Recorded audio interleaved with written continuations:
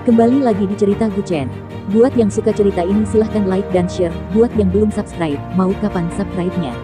Oke, kita langsung aja ke ceritanya. Guchen. Bab tahun 1796 sampai tahun 1800. Rahasia 5 perjanjian pernikahan. Ketika data dimuat hingga 100%, itu berarti masa hidup mereka telah berakhir. Tunggu sebentar lagi. Tuan Muda Kong, percayalah, kami bisa melakukannya. Jelas bahwa ini telah mencapai batas kesabaran Kong Muhong. Baru saja, mereka meminta masing-masing 100 juta, dan pihak lain bahkan tidak menawar. Selama semuanya bisa dilakukan dengan baik, mengeluarkan sedikit uang bukanlah masalah besar. Tapi sekarang, semuanya tidak dilakukan dengan benar, teknologi 6D tidak didekompresi dengan benar, dan semua file di seluruh gedung bocor. Boom! Setelah proses penyalinan file berhasil diselesaikan, semua komputer di gedung tersebut langsung mengalami crash dan menampilkan layar biru, blue screen. Awalnya, proses penyalinan cukup mudah dipahami dan sederhana. Karena Guchen dapat menyalin program kecil dari drive USB ini. Dia juga dapat mencegah drive USB lain menyalin file saat program ini sedang berjalan. Ini menjelaskan mengapa proses penyalinan terhenti di 50%, sementara program kecil yang sedang diteliti Guchen dapat beroperasi bebas di dalam sistem komputer rumah keluarga Kong. Layar biru komputer menunjukkan bahwa pihak lain telah memperoleh semua data tentang rumah keluarga Kong, termasuk kerjasama dengan bank-bank besar dan banyak keluarga global. Informasi tentang kepemilikan tanah keluarga Kong, lokasi bangunan, dan bahkan lelang yang akan datang semuanya dikemas dan ditransfer ke ponsel Guchen. Ini adalah kekuatan sejati. Anda menginginkan teknologi 6D mereka. Mereka menginginkan seluruh keluarga Kong Anda.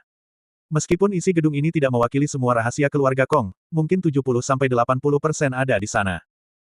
Dengan kata lain, memperoleh informasi ini berarti mendapatkan kendali atas nasib keluarga Kong. Menghancurkan keluarga Kong sekarang menjadi suatu kepastian. Tuan Muda Kong, ampuni kami. Tuan Muda Kong, ampuni kami. Kami tidak menginginkan uang itu, sepeser pun tidak. Tidak, kami lebih memilih menyerahkan semua kekayaan kami. Ya. Asalkan Tuan Muda Kong mengampuni kami rela menyerahkan semua aset kami. Keluarga saya memiliki aset senilai 300 juta. Keluarga saya memiliki 80 juta. Tuan Muda Kong, ampuni nyawa kami, saya akan memberikan semuanya. Melihat keadaan semakin memburuk, orang-orang ini dengan cepat berlutut dan bersujud dengan penuh hormat. Jika hanya teknologi 6D yang tidak dapat didekompresi, atau mereka tidak dapat memahaminya, Kong Muhong mungkin hanya akan memberi mereka pelajaran saja. Tetapi sekarang, bukan hanya teknologi 6D yang tidak dapat ditembus, tetapi seluruh rahasia keluarga Kong juga dipertaruhkan. Membunuh orang-orang ini 10 kali pun tidak akan terlalu banyak. Tuan Muda Kong, kita masih memiliki USB drive teknologi 6D di tangan kita. Kita dapat mendekompresinya, kita dapat mempelajarinya. Pada akhirnya, kerugian bagi kedua belah pihak akan sama, bukankah itu sama saja dengan tidak ada kerugian? Pria tua berkacamata itu buru-buru mengangkat kepalanya dan berseru. Setelah mengatakan itu, dia buru-buru mengambil flash disk USB, tetapi begitu dia mencabutnya, flash disk USB itu meledak secara otomatis. Boom! Meskipun kekuatannya tidak besar, itu tetap langsung melukai tangannya. Melihat ini, Kong Muhong benar-benar kehilangan kesabarannya. Dia berbalik dan langsung keluar dari kantor. Tuan Muda Kong, ampuni aku. Tuan Muda Kong, ampuni aku. Tetapi Kong Muhong bahkan tidak menoleh dan melangkah pergi. Bang! Bang! Bang! Setelah beberapa tembakan terdengar dari dalam kantor, yang tersisa hanyalah suara angin dingin yang berdesir menembus kaca. Hari ini adalah malam tahun baru, dan dia benar-benar tidak ingin marah hari ini. Awalnya dia ingin melupakan semua ketidakbahagiaannya dan meninggalkannya di tahun lalu, tetapi tanpa diduga, di beberapa jam terakhir malam tahun baru, dia mendapati dirinya merenungkan pembunuhan. Kau, Guchen. Kau benar-benar mempermainkanku. Kau benar-benar kejam. Kong Muhong bergumam dengan suara rendah, hampir tidak mampu menahan amarahnya. Beberapa orang yang kembali dari Jiangsu sebelumnya juga mengikutinya dengan ketakutan, tampaknya tidak dapat melarikan diri. Jika mereka tidak membawa benda ini kembali, Kong Muhong tidak akan terburu-buru untuk menghilangkan stres di perusahaan, dan program kecil ini tidak akan menyalin semua informasi perusahaan. Ketika tiba waktunya untuk keluar dari lift, orang-orang ini mengikuti dengan hati-hati ke dalam. Tetapi ketika lift mencapai lantai pertama, hanya Kong Muhong dan 2 pengawal yang keluar. Beberapa orang yang kembali dari Jiangsu dengan drive USB semuanya telah dibungkam. Bahkan, jika insiden ini tidak terjadi hari ini, orang-orang ini tidak akan bertahan sampai besok. Kong Muhong adalah pria yang sangat menghargai reputasinya. Mencuri teknologi 6D sudah sangat memalukan, tetapi membakar pabrik bahkan lebih tercela. Ini bertentangan dengan kode kehormatannya yang biasa, jadi bahkan jika orang-orang ini melihat teknologi 6D diuraikan, mereka tidak akan mendapatkan uang mereka. Dia akan membuat semua orang yang terlibat lenyap dari dunia. Siapa yang tahu Gu Chen punya rencana cadangan? Bum bum bum. Seluruh ibu kota diselimuti cahaya kembang api yang memukau, tetapi hanya Kong Muhong yang berdiri di pinggir jalan, diam-diam menyalakan rokok. Gu Chen, aku mungkin kalah darimu tahun lalu. Kita lihat tahun ini. Kong Muhong melirik ponselnya. Sudah lewat tengah malam. Dia mengepalkan tinju, merokok sambil berbicara dengan suara rendah. Sepanjang tahun persaingan mereka, Gu Chen sebenarnya selalu unggul. Meskipun Kong Muhong kehilangan sejumlah uang, itu bukanlah kerugian yang signifikan bagi keluarga Kong. Namun, kebocoran informasi hari ini merupakan kerugian yang jauh lebih besar. Untuk memulihkan kerugian tersebut, dia mungkin harus pergi ke Jiangsu secara pribadi. Kring kring kring. Tepat saat ini, teleponnya berdering. Kong Muhong berharap mendapat telepon dari Gu Chen untuk mengejeknya dan mengungkapkan perasaannya sebagai pemenang, tetapi bukan Gu Chen yang menelepon, melainkan Cao Kun. Begitu panggilan terhubung, Cao Kun langsung menyeringai nakal di ujung telepon, "Tuan Muda Kong, selamat tahun baru. Apakah saya orang pertama yang mengucapkan selamat tahun baru? Bagaimana? Anda mendapatkan teknologi 6D, bukankah seharusnya Anda mentraktir kami bersenang-senang? Saya mendengar sekelompok mahasiswi datang ke tempat Anda beberapa hari yang lalu, baru lulus dari Akademi Penerbangan, benarkah?" Cao Kun sama sekali tidak menyadari keseriusan situasi tersebut, mengira Kong Muhong sedang merayakan keberhasilannya mendapatkan teknologi 6D. "Pergi sana." Kong Muhong berkata dengan suara berat, menahan amarahnya, "Ini hari pertama tahun baru Imlek, jangan memaksaku untuk mengumpat. Aku ingin menjaga suasana hati yang baik. Aku tidak ingin memulai tahun baru dengan suasana hati yang buruk." "Ada apa bro? Kamu bertingkah aneh. Katakan padaku ada apa, ada apa? Rokok macam apa yang tidak bisa kamu padamkan? Aku akan membelamu jika terjadi sesuatu." Cao Kun berkata dengan arogan di ujung telepon. Hanya dengan mendengarkan suaranya, Anda bisa tahu dia sudah minum cukup banyak dan dalam keadaan setengah mabuk. Cao Kun mungkin mengira dia sudah menguasai masalah ini, tetapi siapa yang bisa membayangkan perubahan seperti itu di masa depan? Setelah dimarahi oleh Kong Muhong, Cao Kun sedikit tersadar dan buru-buru bertanya, "Apakah benar-benar terjadi sesuatu? Dia mencuri semua data perusahaan saya." Kong Muhong berkata dengan santai, "Kali ini, dia menang lagi." "Tidak mungkin." Dari ujung telepon, terdengar Cao Kun mengusir semua wanita di sekitarnya keluar pintu. Setelah jeda yang cukup lama, dia buru-buru bertanya, "Kerja sama Anda dengan grup Kilin juga telah menarik perhatiannya." "Dia mungkin belum tahu, tetapi dia memiliki semua informasi tentang perusahaan saya. Semuanya tergantung pada apakah Gu Chen punya waktu untuk membuka file USB dan mencantumkan data baris demi baris. Dia benar-benar percaya Gu Chen bisa melakukannya. Satu-satunya cara sekarang adalah pergi ke Jiangsu dan memohon kepada Gu Chen, tetapi Kong Muhong takut dia tidak akan sanggup melakukannya. Sementara itu, di Jiangsu. Saat lonceng tahun baru berbunyi, masa lalu telah berlalu, dan masa depan baru saja dimulai. Kembang api menerangi sekitarnya, akhirnya menciptakan suasana meriah. Banyak orang telah minum cukup banyak, dan mereka yang memiliki toleransi alkohol rendah mungkin sudah pingsan di atas meja. Beberapa orang masih bersulang satu sama lain. Hidangan terakhir, konjak 7 warna. Pada saat ini, dapur mengeluarkan hidangan ini satu demi satu. Konjak dilubangi dan diisi dengan sosis dan sup jagung. Selain itu, konjak ini benar-benar hadir dalam 7 warna, sehingga tidak hanya menarik secara visual, tetapi aromanya juga sangat menggoda. Baunya sangat enak. Mereka yang sudah mabuk semuanya mengangkat kepala saat mencium aromanya. Hidangan ini tidak hanya menarik secara visual, tetapi aromanya juga mengalahkan aroma hidangan lain. Di beberapa meja, hidangan itu langsung dilahap begitu disajikan. Baunya enak sekali. Lin Xiu segera mengambil sepotong dengan sumpitnya dan memasukkannya ke mulutnya. Sebelum Gu Chen bisa menghentikannya, dia sudah menelannya. "Jangan makan secepat itu," seru Gu Chen, tetapi dia sudah mengunyah 2 kali dan menelannya. "Ada apa? Porsinya besar sekali, apa kau takut aku akan mengambilnya darimu?" Lin Xiu menoleh padanya dan terkekeh. Konjak 7 warna itu mengeluarkan aroma yang tak tertahankan. Bahkan Gu Chen pun tak bisa menahan keinginan untuk mencicipinya, dan yang lain pun tak bisa menahan diri untuk mengambil sesendok. Bahkan terjadi perkelahian di meja sebelah karena konjak 7 warnanya tidak cukup. Sesuatu yang lezat dan sangat menggugah selera menunjukkan adanya masalah pada makanan itu sendiri. Gu Chen, seorang koki, dapat merasakan bahwa aroma tersebut bukan diperkuat oleh bahan-bahan lain, melainkan rasa alami dari bahan itu sendiri. Dengan kata lain, bahkan tanpa penyajian yang rumit sekalipun, aromanya sudah cukup untuk membuat seseorang tergila-gila. Apakah seseorang sedang menjebak Gu Chen di hari tahun baru? Bang! Perkelahian pecah di meja sebelah karena konjak 7 warna, melibatkan 2 distributor dari kota tetangga.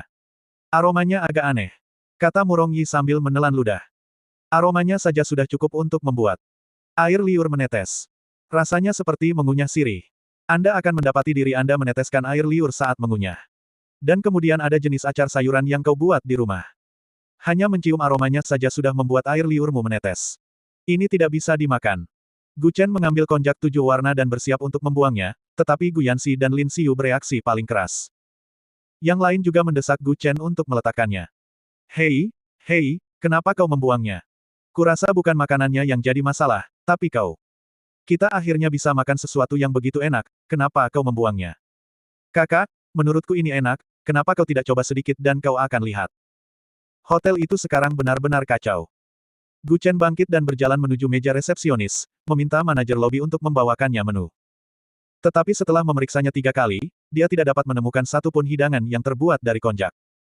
Kenapa kalian menyajikan hidangan yang tidak ada di menu? Gu Chen mengerutkan kening dan berkata dengan suara berat. Manajer lobi juga bingung. Dia tidak tahu mengapa dapur menyajikan hidangan yang tidak ada di menu. Aku juga tidak tahu. Dapur baru saja mengirim orang untuk membawa hidangan terakhir.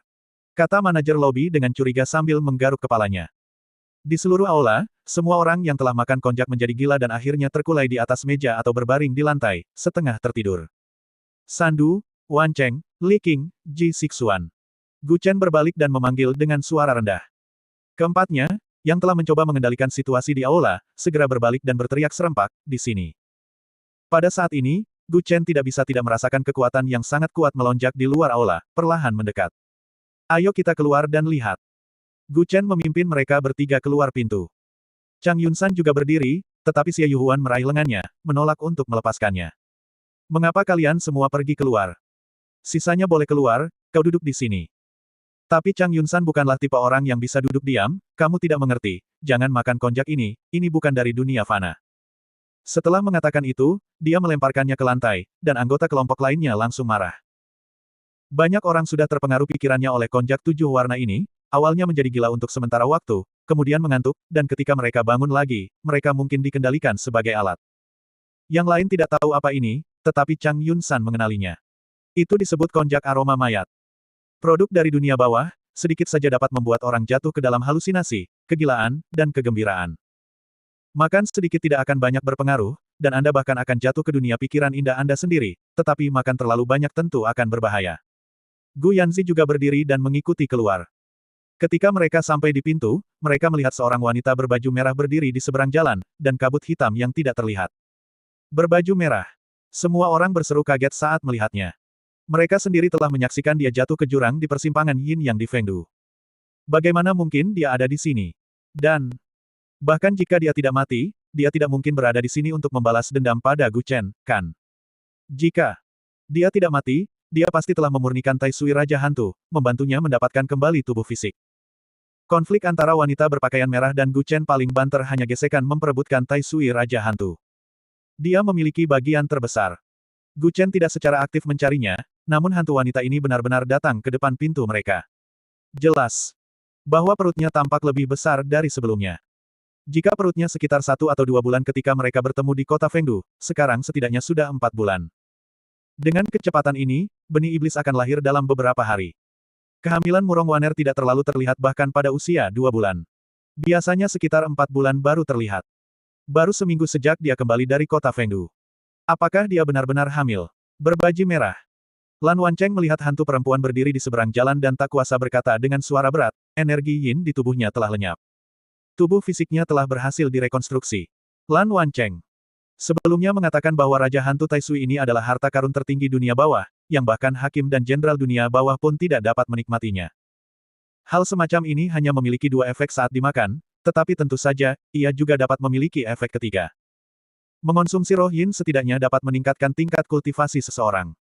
Ada juga jenis yang tidak hanya meningkatkan kultivasi tetapi juga membantu menumbuhkan tubuh fisik. Contoh yang paling umum adalah Bairuohan, yang organ dalamnya diperbaiki, seperti menambal lubang di bendungan dengan semen. Tidak semua orang mengalami efek yang sama. Itu tergantung pada seberapa baik Anda dapat mengubah energi tersebut. Melihat begitu banyak orang keluar, wanita berbaju merah itu menutup mulutnya dan terkekeh, Tuan Muda Gu, sudah lama tidak bertemu. Kita bertemu lagi. Terakhir kali kita bertemu, aku bahkan tidak tahu identitasmu, Kaisar Manusia terakhir. Maafkan aku. Apa yang kau inginkan di sini? Gu Chen mengerutkan kening dan berkata dengan suara berat. Dia menggoyangkan tubuhnya, sosoknya masih cukup bagus jika dia tidak sedang hamil. Dia melangkah 2 langkah ke depan dan tersenyum tipis, aku datang untuk meminjam sesuatu dari Tuan Muda Gu. Apa itu? Hatimu. Dengan itu, kilatan cahaya merah muncul di depan matanya, dan detik berikutnya, wanita berbaju merah itu langsung berada di depan Gu Chen, mengangkat tangannya untuk menyerang dadanya. Kecepatannya begitu cepat sehingga tidak ada seorang pun di sekitarnya yang dapat bereaksi sebelum dia bergerak. Bang! Meskipun dia telah mengembangkan tubuh fisik, dia masih dikelilingi oleh energi yin. Saat dia menyentuh tubuh Gu Chen, bahkan sebelum sentuhan itu sendiri, mantra cahaya keemasan menyala. Membuat wanita berbaju merah itu terlempar beberapa meter jauhnya. Bagaimana mungkin? Aku sudah mengembangkan tubuh fisik, kenapa aku tidak bisa mematahkan kutukan cahaya emasmu? Wanita berbaju merah itu, setelah melompat beberapa meter, mengerutkan kening dan bertanya dengan suara berat. Kutukan cahaya emas ini memiliki karakteristik unik, semakin dekat roh atau orang dengan energi yin, semakin terang kutukan itu. Ini adalah keterampilan pasif, tetapi membutuhkan pengguna untuk mengaktifkannya secara internal. Karena itu, wanita berbaju merah berpikir bahwa selama dia cukup cepat, dia pasti bisa membunuh Gu Chen sebelum dia bisa mengaktifkan kutukan cahaya emas. Namun, dia terlalu optimis. Gu Chen sekarang memiliki kekuatan alam jiwa baru lahir. Meskipun dia tidak tahu seberapa besar perbedaan umur 1000 tahunnya dengan alam jiwa baru lahir, dilihat dari fakta bahwa wanita berbaju merah telah berulang kali dikalahkan oleh Gu Chen. Kekuatan mereka seharusnya tidak terlalu berbeda. Lagi pula, umur dan tingkat kultivasi berbeda. Aku mengerti. Dia ingin menggunakan hatimu untuk memelihara benih iblis di dalam dirinya. Ji Sixuan menjelaskan dengan lembut dari samping, setelah mengonsumsi zat yang paling banyak, itu dapat menekan energi yin di tubuhnya, memungkinkan anak lahir dengan keseimbangan yin dan yang. Wanita berbaju merah menatap Ji Sixuan. Gu Chen memancarkan cahaya keemasan, tetapi dia melihat cahaya biru memancar dari Ji Sixuan. Keberuntungan Kaisar. Kalau begitu, menggunakan keberuntunganmu akan menghasilkan hal yang sama. Setelah mengatakan itu, dia menyerang Ji Sixuan lagi. Temperamennya sama sekali tidak seperti Gu Chen. Dia jelas seorang penghasut perang. Bayangan pedang menari-nari, disertai dengan suara pedang yang menebas udara. Mereka mungkin berpikir bahwa Gu Chen dan kelompoknya telah memakan bunga iblis aroma mayat, yang tidak hanya akan menyebabkan kegilaan tetapi juga kelemahan di kaki, diikuti oleh rasa kantuk, dan akhirnya, penaklukan total. Ji Sixuan dan wanita berbaju merah seimbang, dan jelas bahwa wanita berbaju merah berkali-kali melindungi perutnya dengan tangannya, tidak menggunakan kekuatan penuhnya. Bukankah itu energi yin padanya? Gu Chen menatap sosok gelap di seberang jalan dan berkata dengan suara berat. Itu energi jahat. Zuo Sandu berbisik mengingatkan dari samping, aku akan pergi menemuinya. Tunggu. Tunggu. Itu bukan kepribadian Zuo Sandu. Dengan aura niat membunuh yang begitu kuat, jelas bahwa seseorang dari klan iblis telah tiba. Kepribadian Zuo Sandu memang seperti ini. Dia pasti akan bertarung ketika bertemu lawan yang kuat. Dia menyalurkan energi batinnya, dan roh yin serta monster yang tak terhitung jumlahnya muncul di belakangnya, bergegas menuju bayangan hitam yang diselimuti niat membunuh di seberang jalan. Kecepatannya jauh lebih cepat daripada wanita berpakaian merah itu. Mungkin 1 detik Anda melihatnya tiba-tiba melompat, hanya melihat bayangan hitam di udara, dan detik berikutnya dia meninju bayangan hitam itu. Seluruh proses hanya memakan waktu 1 atau 2 detik. Tetapi akhirnya adalah sesuatu yang mengejutkan semua orang. Semua orang tahu bahwa kekuatan pribadi Zuo Sandu jelas kelas atas, setidaknya di puncak alam transformasi mortal. Jepret. Semua orang merasakan kilatan di depan mata mereka, dan debu mengepul di sekelilingnya. Setelah beberapa ronde bertarung dengan Ji Sixuan, wanita berbaju merah itu mundur kembali. Ketika debu mereda, semua orang tercengang. Zuo Sandu telah benar-benar terhimpit di tanah oleh sosok gelap itu, dan kerusakannya sangat besar, membuatnya terpaku di lantai. Apa? Hanya dengan 1 gerakan, Zuo Sandu dikalahkan sepenuhnya. Meskipun kekuatannya bukan yang tertinggi di antara mereka, dia jelas tidak lemah. Dia, di puncak alam transformasi mortal, bisa bertarung imbang dengan Ji Sixuan. Mungkin dia sedikit lebih lemah daripada kultivator alam transformasi ilahi, tetapi dia seharusnya tidak langsung terkalahkan. Lepaskan dia. Gu Chen meraung, cahaya keemasan berkobar di dalam dirinya. Dengan lambaian tangannya, pedang kaisar manusia muncul di genggamannya. Namun tepat saat dia hendak menerjang maju, Gu Yanzi menghentikannya. Berhenti. Kelima anggota 5 gunung bergegas ke depan Gu Chen dan menariknya kembali. Ayah, kenapa kau menghentikanku? Gu Chen berbalik dan bertanya dengan ekspresi bingung. Dasar bocah, ayahmu melakukan ini demi kebaikanmu sendiri. Chang Yunsan juga keluar dari aula saat itu, menatapnya dengan kesal dan berkata, kau sudah dewasa, bagaimana kau masih bisa bertindak sembrono? Gu Yanzi perlahan menuruni tangga, matanya yang dalam tertuju ke seberang jalan. Senior, apakah kau di sini untuk membuat masalah hari ini? Sosok gelap itu menundukkan kepalanya, suaranya sangat rendah dan serak saat dia tertawa. Di antara kelompok orang ini, kurasa kau yang terkuat. Kenapa? Mau main-main? Main-main itu tidak perlu. Aku tahu aku bukan tandinganmu. Tapi apa gunanya seorang Raja Iblis yang terhormat keluar untuk menindas junior? Gu Yanzi tersenyum sangat rendah hati. Apa kau perlu memberitahuku apa yang harus kulakukan? Kudengar seseorang membunuh anggota ras dewa beberapa waktu lalu, apakah itu kau? Sosok gelap itu mengangkat kakinya dan menendang keras, membuat Zuo Sandu terlempar lebih dari 10 meter. Gu Chen, Li Qing, dan Lan Wancheng menangkapnya. Semua tulang rusuknya patah. Gu Chen menyentuh tubuhnya dan berkata dengan suara berat. Luka Zuo Sandu tidak serius. Selama dia tidak mati, luka serius apapun akan sembuh seiring waktu. Tapi dipukul seperti ini dalam satu gerakan mungkin adalah yang pertama kalinya. Dia sangat kuat. Zuo Sandu berkata dengan suara berat, sambil memegang dadanya. Sosok hitam di hadapanku jauh lebih kuat daripada yang berbaju merah. Jika dia benar-benar iblis, satu-satunya alasan dia mungkin tertarik padanya adalah karena takdirnya. Begitu takdir 5 Gengchen terwujud, benih iblis yang lahir pasti akan menjadi raja iblis terkuat di zaman prasejarah. Namun, memastikan kelahiran benih iblis ini berhasil bukanlah hal mudah. Seorang anak yang dikandung sebagai roh tentu tidak akan sesehat anak yang lahir dari orang hidup normal. Yang berbaju merah telah menjadi roh selama lebih dari 1000 tahun. Sekarang, tiba-tiba dia menjadi manusia. Dunia bawah tidak akan menyetujui ini, dan dia sendiri tidak dapat melahirkan anak seperti orang hidup. Benih iblis di dalam tubuhnya hanya menggunakannya sebagai wadah untuk nutrisi. Karena tubuhnya terlalu yin, ia membutuhkan sesuatu yang sangat yang untuk menetralkannya. Jika tidak, benih iblis tidak akan berkembang dengan baik. Di jalan, dewa dan iblis selalu tidak dapat didamaikan. Dan sekarang, demi kalian berdua, kalian malah mendapatkan aliansi yang langka. Kata sosok bayangan. Itu dingin. Mendengar ini, Gu Yanzi sedikit mengerutkan kening dan berkata dengan suara berat. Apa maksudmu? Gu Yanzi, berdiri di belakangnya, meraih bahu bayangan itu dan berkata dingin, Senior, mengapa mempersulit anak kecil? Jika seorang anak tidak dididik, ayahnya juga akan bersalah. Kalau begitu aku akan mempersulitmu. Hosh! Sosok gelap itu mencengkeram pakaian Gu Yanzi dan melemparkannya ke udara. Kemudian, dia tiba-tiba melompat, menciptakan penyok di tanah. Dengan kekuatan ledakannya, kembang api bermekaran di sekelilingnya, dan keduanya bertarung sengit di udara, sebuah adegan pertarungan klasik yang sesungguhnya. Namun, jelas bahwa sosok gelap itu terus menekan Gu Yanzi dan belum mengungkapkan kekuatan sebenarnya. Wosh! Cahaya merah melesat melintasi cakrawala yang jauh, dan cambuk hitam berat menghantam Gu Yanzi, menjatuhkannya dari puncak pohon ke tanah. Namun, Gu Yanzi masih seorang immortal transendensi, dan meskipun terdorong mundur, saat mendarat, dia mengayunkan tangan kanannya ke bawah, melepaskan gelombang energi dari telapak tangannya, yang membantunya mendapatkan kembali keseimbangannya. Ayah! Gu Chen dengan cepat membantunya berdiri, dan Wu Yue serta yang lainnya mengelilingi Gu Yanzi. Kau bukan tandingannya. Gu Yanzi berdiri dan meraihnya, berbicara dengan suara berat. Wosh! Pada saat ini, sosok gelap yang berdiri di puncak pohon melemparkan gulungan dari lengan bajunya. Lihatlah baik-baik dunia masa depan ini. Dewa dan iblis akan hidup berdampingan, dan tidak akan ada tempat bagi kalian manusia fana untuk bertahan hidup. Ras kalian yang rendah seharusnya sudah hancur sejak lama. Sosok gelap itu menatap Gu Chen dan berkata dingin, Kaisar manusia. Hanya sepotong sampah. Kau. Gu Chen sangat marah hingga ingin menyerangnya lagi, tetapi dia tahu dia tidak akan menang. Setelah melemparkan gulungan itu di depan Gu Chen, sosok gelap itu melambaikan tangannya, memberi isyarat kepada sosok berjubah merah untuk pergi. Setelah mereka pergi, Gu Chen membuka gulungan itu. Gulungan itu menggambarkan pemandangan orang-orang yang mengungsi, wabah penyakit yang merajalela, mayat berserakan di mana-mana, dan keluarga yang hancur. Mereka pergi begitu saja. Lan Wancheng bertanya dengan ekspresi bingung, sosok gelap itu bisa saja membunuh kita semua di sini barusan. Datang di malam hari, bertarung beberapa kali lalu pergi. Datang di hari pertama tahun baru Imlek lalu pergi setelah beberapa kali bertarung, bukankah itu gila?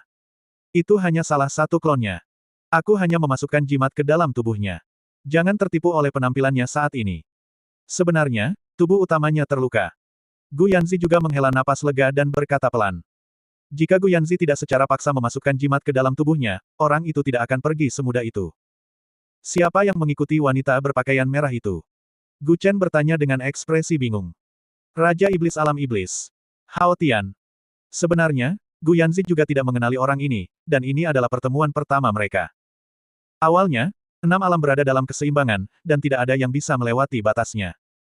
Ada lembaga penegak hukum di alam fana, seperti Gunung Su dan Sekte Naga Harimau. Jika tidak, para kultivator tidak akan menganggap mengusir iblis sebagai tugas mereka. Sekarang, Raja Iblis Alam Iblis dapat dengan bebas masuk dan keluar dari alam fana, menunjukkan bahwa keseimbangan 6 alam telah rusak. Mungkin keseimbangan ini rusak setelah pertempuran besar terakhir antara Guchen dan yang lainnya dengan para dewa, sehingga memungkinkan iblis atau monster apapun muncul di alam fana. Itulah mengapa adegan-adegan di gulungan itu akan muncul di masa depan. Chang Yunsan menyentuh embun di bunga dan menyebarkannya di jari-jarinya. Bahkan energi matahari pagi pun begitu keruh. Sepertinya keseimbangan 6 alam telah terganggu. Guchen berbalik dan bertanya dengan ekspresi bingung, apakah ini karena perjalanan kita ke Gunung Changbai terakhir kali? Tidak. Ini siklus sejarah biasa. Ini tidak ada hubungannya denganmu. Chang. Yunsan berkata dengan tenang, benih iblis di dalam tubuh berbaju merah sudah sangat besar. Jika aku tidak salah, itu akan menetas paling lama dalam 2 bulan. Itu akan menjadi bencana yang sebenarnya. Apakah tidak ada cara lain? Ya. Chang Yunsan tiba-tiba menoleh ke Guchen dan berkata dengan suara berat, apakah kau ingat perjanjian pernikahan 5 bagianmu? Tentu saja. Guchen mengangguk sedikit. Jawabannya pasti ada di sana. Perjanjian pernikahan 5 bagian itu sangat penting. Tidak boleh ada satu pun yang hilang. Hal ini membuat Guchen termenung. Mungkinkah para gurunya telah meramalkan apa yang akan terjadi nanti, dan 5 perjanjian pernikahan yang mereka buat memiliki makna lain? Atau, adakah rahasia yang tersembunyi di dalam 5 perjanjian pernikahan ini? Dia memeras otaknya tetapi tidak dapat menemukan hubungannya. Wanita-wanita yang dijodohkan dengannya semuanya adalah wanita biasa. Kecuali Bai Ruohan, yang memiliki garis keturunan khusus, yang lainnya tampaknya tidak ada yang istimewa. Guru, oh guru. Apa yang kalian semua rencanakan sekarang? Guchen menggaruk kepalanya, terdiam. Dentang. Terdengar suara benda-benda yang hancur dari dalam ruangan. Semua orang kemudian menyadari bahwa beberapa orang di aula telah memakan lidah setan beraroma mayat dan mungkin masih dalam keadaan mengamuk. Kelompok itu segera kembali ke tempat kejadian. Aula itu berantakan. Beberapa orang makan dan minum dengan lahap, sementara yang lain berkelahi, bernyanyi, dan membuat keributan. Bersambung.